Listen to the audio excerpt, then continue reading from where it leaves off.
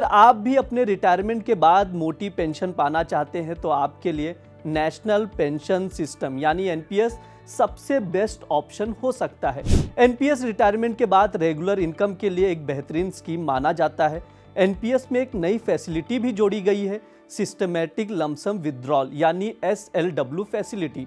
इस सुविधा ने एनपीएस स्कीम को और भी आकर्षक बना दिया है, जिसे टैक्स फ्री रेगुलर इनकम के लिए इस्तेमाल किया जा सकता है। सिस्टमैटिक लमसम विथड्रॉल क्या है?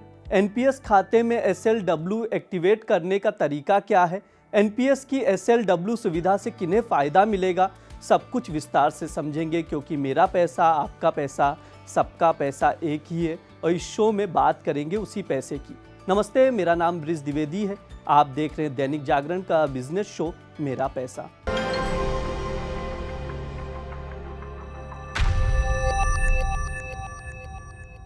नई सुविधा सिस्टमैटिक लमसम विथड्रॉल के तहत एनपीएस में निवेशकों को अपने रिटायरमेंट के बाद एक्स्ट्रा बेनिफिट्स मिलेगा। इस सुविधा के तहत रिटायरमेंट के समय जमा हुए फंड के 40% हिस्से को एन्युटी में निवेश करना होता है, जिससे आपको हर महीने रेगुलर इनकम मिलती रहती है। हालांकि इस इनकम पर इनकम टैक्स नियमों के तहत टैक्स लागू होता है, लेकिन अब एनपीएस में जोड़ी गई एसएलडब्ल्यू की सुविधा से आप अपने बाकी 60% फंड से भी टैक्स फ्री रिटायरमेंट इनकम कमा सकते हैं।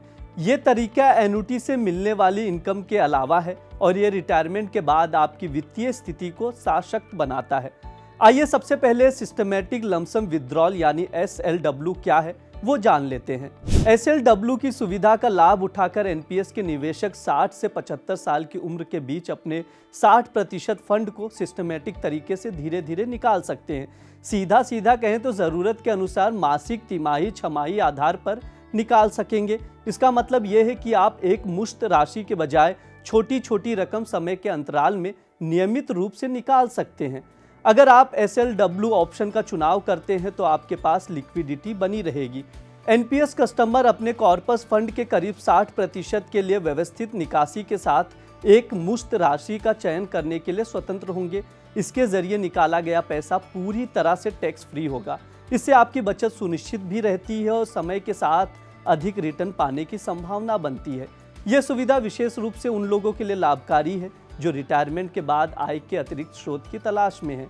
इसको और विस्तार से समझने के लिए हमने wealth management coach Siddharth Sharma से बात की। सुनिए उन्होंने क्या बताया।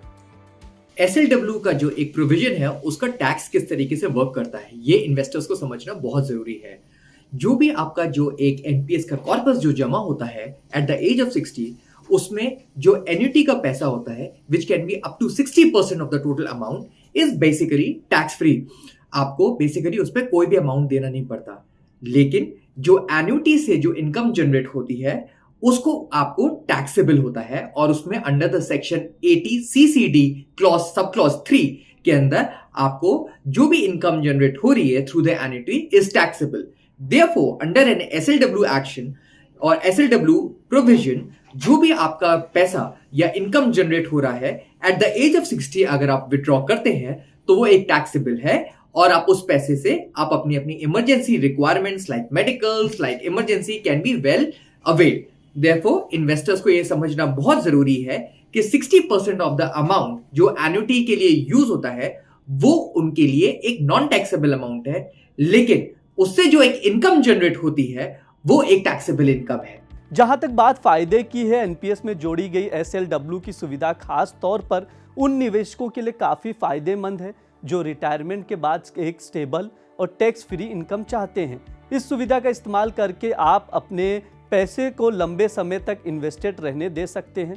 दूसरी म्यूचुअल फंड स्कीम की तुलना में एनपीएस का बेहद कम एक्सपेंसेस रेशियो इस निवेश को तेजी से बढ़ाने में मददगार साबित होता है। इसके अलावा एसएलडब्ल्यू का इस्तेमाल करके रिटायरमेंट के बाद एन्युटी से होने वाली आमदनी में रेगुलर इनकम का एक एडिशनल सोर्स भी जोड़ा जा सकता है।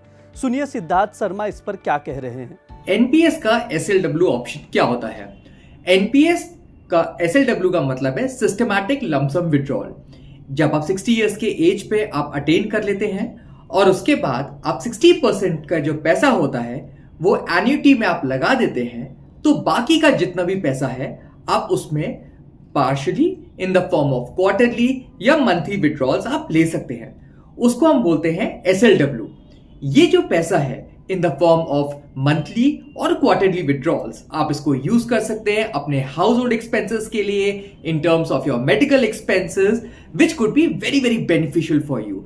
सो एनपीएस का ये जो एक SLW का ऑप्शन है, ये बहुत ही फायदेमंद है, स्पेशली उन लोगों के लिए जो ओल्ड एज एम्प्लॉयज हैं, जिनको अपने मेडिकल एक्सपेंसेस के लिए, हाउस होल्ड एक्सपेंसेस के लिए या इमीडिएट इमरजेंसी के लिए जो पैसा विड्रॉल करना होता है, तो वो SLW का जो ऑप्शन है एनपीएस के अंदर, after attaining the age of 60 they can use it and वो अपने इन बेनिफिट्स को ले सकते हैं, सो दैट जो भी पैसा उन्होंने जमा पूंजी अपनी 60 इयर्स तक की एज में उन्होंने अक्यूमुलेट किया है और जो निरंतर ग्रो भी हो रहा है, वो उस पैसे को SLW ऑप्शन के थ्रू आराम से अपने इमरजेंसी के नीड्स के लिए यूज कर सकते हैं, सो दैट उनका पैसा एक प्रॉपर तरीके से उनकी नेसेसिटीज के लिए भी यूज हो रहा है। अब आइए समझते हैं कि एनपीएस खाते में SLW कैसे एक्टिवेट करें। एनपीएस खाते में सिस्टमेटिक लमसम विड्रॉल को एक्टिवेट करने के लिए कुछ स्टेप्स को फॉलो करना होगा। सबसे पहले एनपीएस खाते में लॉगिन करें, इसके बाद एग्जिट फ्रॉम एनपीएस ऑप्शन पर क्लिक करें और कंटिन्यूएशन एंड विड्रॉल मेन्यू में जाएं और वहां पर इनिशिएट रिक्वेस्ट चुनें। अपने ईमेल, मोबाइल नंबर और बैंक खाते के डिटेल्स को भरकर वेरीफाई करें। इसके बाद आपको 2 ऑप्शन दिखाई देगा, जिनमें से किसी एक ऑप्शन को आपको सिलेक्ट करना होगा। पहला ऑप्शन उम्र के आधार पर SLW। इसमें आपको ड्रॉप डाउन में पहले से ही दी गई तारीख और विड्रॉल की फ्रीक्वेंसी चुननी होगी। इसके आधार पर आपको SLW के तहत मिलने वाली विड्रॉल की रकम अपने आप कैलकुलेट कर ली जाएगी। दूसरा ऑप्शन होगा इंस्टॉलमेंट की रकम के आधार पर SLW। इसमें आपको अपनी विड्रॉल की रकम और उसकी फ्रीक्वेंसी बतानी होगी, जिसके बाद आपको SLW का ड्यूरेशन पता चल जाएगा।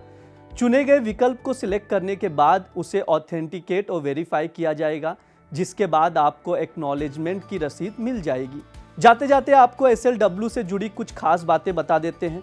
SLW को एक्टिवेट होने में 5 दिन का समय लगता है। एक बार एक्टिवेट होने के बाद आप अपनी एनपीएस अकाउंट में और निवेश नहीं कर सकते या अलग से आंशिक निकासी नहीं कर सकते। SLW को एक्टिवेट करने के बाद भी उसमें संशोधन या कैंसिल करना संभव है। इस शो में इतना ही। देखते रहिए दैनिक जागरण। शुक्रिया।